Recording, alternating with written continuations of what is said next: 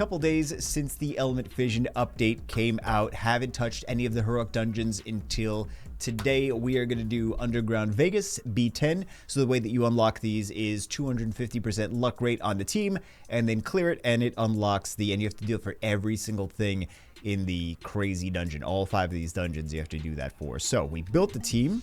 We're going to use this team, and it's not a fast team, but it's a 250 plus luck team. So we're going to build it. We're going to run the dungeon. No, we already built that. That already happened. We're going to run the dungeon.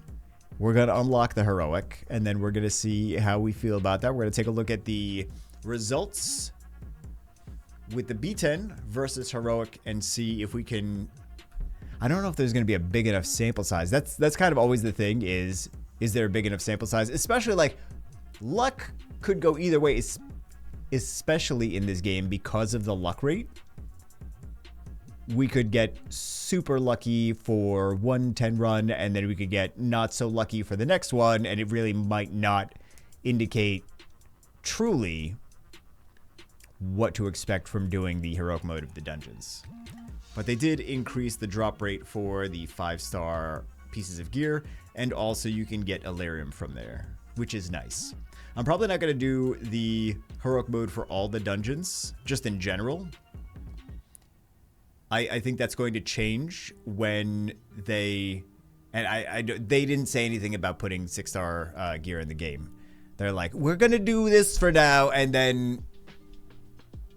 I think all they really said is we're gonna do 4 and 5-star gear for now, but I gotta imagine at some point there's gonna be 6-star gear in the game. At some point, I don't know when.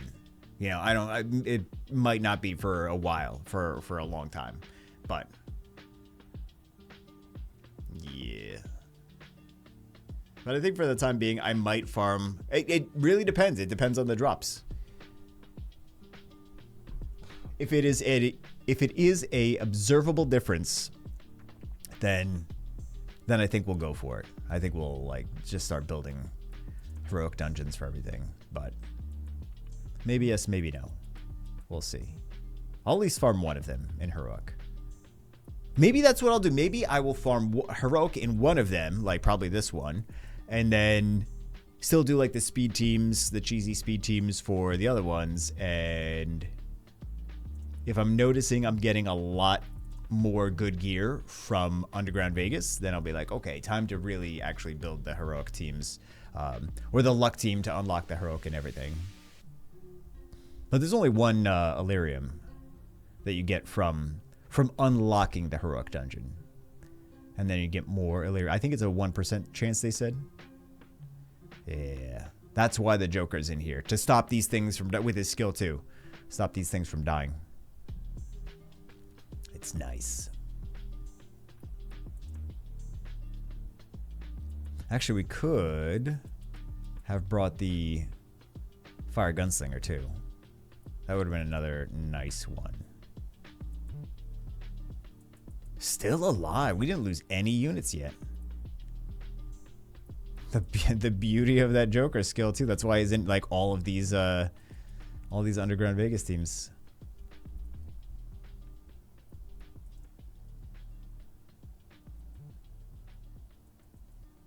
All right, we need that skill 2 again, though, buddy. More dots. We got the trick.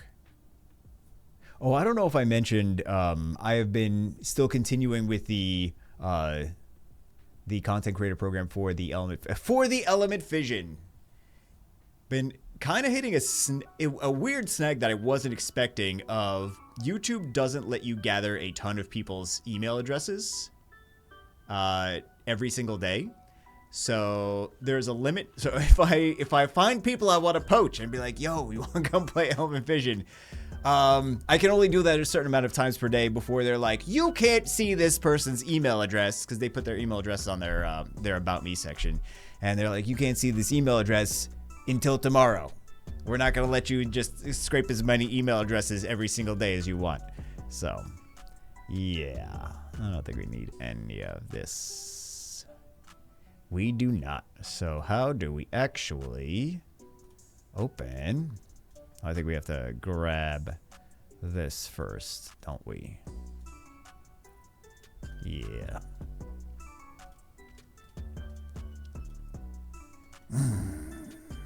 Look at that.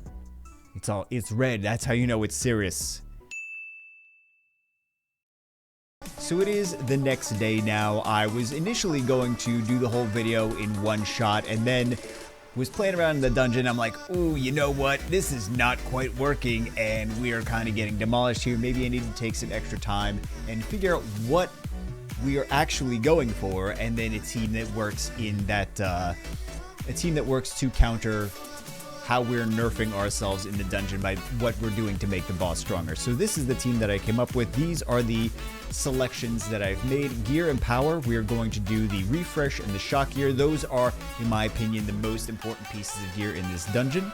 And the trade-off is, if we want more refresh gear, we're going to reset the cooldown of triplex kick on critical hits. And then if we want more shock gear, we are going to, when triplex kick critically hits, the petrified unit will be killed immediately. So for everything you want extra chances of, there is kind of a balance of the boss gets stronger in that same way. Like, he basically gets the gear that you are hoping to get. So everything, like, for example, the iron gear means the boss's defense is increased. The guard gear means all enemies in the dungeon have increased defense. So everything is related to the gear that you're trying to get more of. And then we have the robust body. This one, not so much. A small chance to drop universal gear, which I do want. Damage dealt by continuous damage and attack proportion to target HP reduced by 66%. So we don't really actually have any attack power. Attack power? We don't have any attack power! You're gonna see that in the rest of the dungeon run. We don't have, I mean, that kind of is almost accurate. We don't have any damage based on target HP. We don't have any continuous damage in this team that we're doing. I don't have the Illyrium selected, but there's no nerfs to your team. It's just, in terms of making the enemies stronger, it's just the luck rate, and there's nothing crazy to see in terms of just nerfing your luck rate. So we have these three selected. This is the team. Let's get it going. It is not a fast team, but it is a team. Nailed it. It sure is a team. Let's see how it does. I already know, I already know it can clear the dungeon, but you know, as soon as I say, I know it can clear the dungeon, that's when YouTube happens and RNG happens, and that's the one time we are going to guarantee fail. I don't know, guys, I've been doing this too long. I know that as soon as you speak confidently about anything, you are going to wind up with just doo-doo all over your face. Maybe I spend too much time in questionable situations in life if I find myself with doo-doo on my face too often, but I digress. Let's take a look at the team. So we have the water puppet artist. Why can't I ever remember any names in any video game ever? We have the we have the water puppet artist that is going to be doing the AoE defense break and attack gauge reduction. Attack gauge reduction is very important. You already know he's a ridiculously good unit. But attack gauge reduction is really important in this dungeon and many others.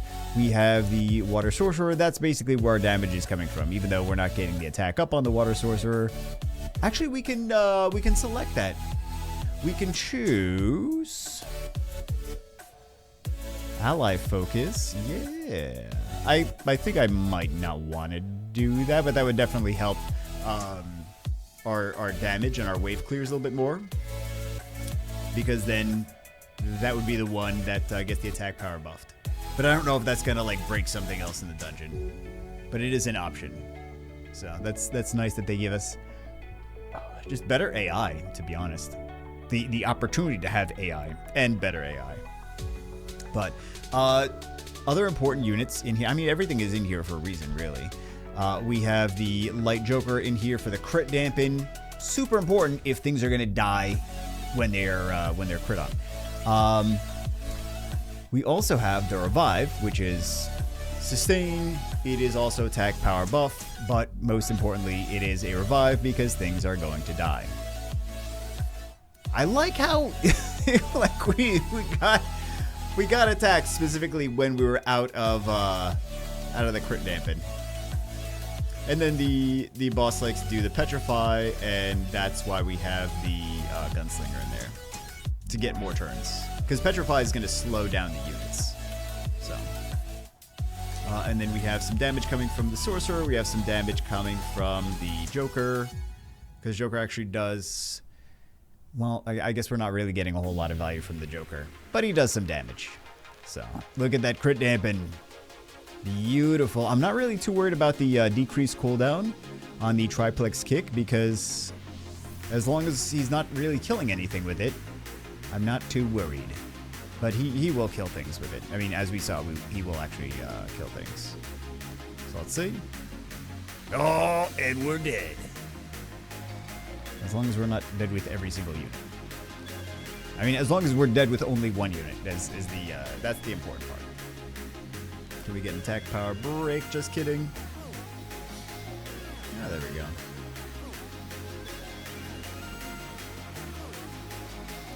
Decrease attack gauge. Rip. That's fine. It's not that crazy. We're still fine. And also, that Light Hog Chef gets that revive so often. Beautiful. Look at that crit dampen. Amazing. Truly amazing. But yeah, everything is in this team for a reason. It's not a fast team, but it's just the team that I found that has worked for the selections that we made to get our better gear. Or our gear that we want. It's not gonna be better, it's still gonna be doo-doo gear. But the gear sets that we want. So yeah. Does she have revive again? Of course she does. She literally always has the survive. It's insane. Really, really. I wonder if she has it too. Well, I don't know. Does she have it too often? Or does it just seem like too often because we have the gunslinger here? And that should take him down to the next thing. And then not gonna die because crit dampen. Beautiful. But it's not a fast team, so it's gonna be like a 5-minute run. And then we're gonna get two doo-doo piercers, two doo-doo pieces of gear as the result of our 5-minute run. But yeah, we'll play around with this some more. We'll do a bunch of runs with hard versus normal, and then we'll see if it's really even worth building hard teams for the rest of them. So, because I don't know that I feel we need to necessarily. Or is it? Yeah. 5 minutes and 30 seconds. Like, look at this. It's not anything crazy. Not anything you can't normally get. So we're just gonna toss that. Do we have any summons? We do, kind of, a little bit. Have a couple summons. I don't have anything. Do we? Oh, we don't have that. I'm looking for summons, man. I wanna round out my 10. It's fine. We'll just grab them from here. We'll see if we get anything new. Do we need? We don't need. I think there's a slim to none chance that we actually get something that is going to be new for us here. But we'll see. Ant Cannon.